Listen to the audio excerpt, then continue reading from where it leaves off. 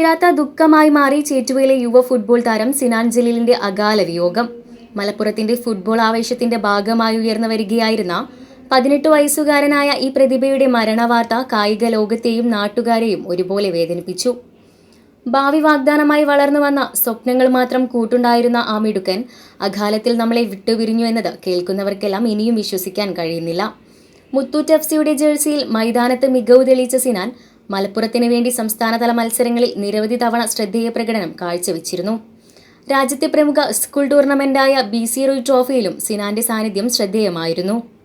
ഈ വർഷം കേരളം ദേശീയ സ്കൂൾ കിരീടം നേടിയപ്പോഴും ടീമിന്റെ വിജയത്തിൽ സിനാൻ നൽകിയ സംഭാവനകൾ വിലമതിക്കാനാവാത്തതാണ്.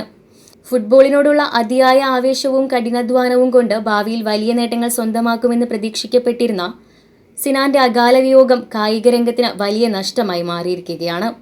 പ്രിയതാരത്തിന് നാടിന്റെ കണ്ണീരോടെയുള്ള യാത്രാമൊഴി നൽകി.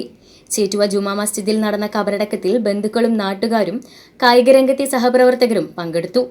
Prime news Pavaratti.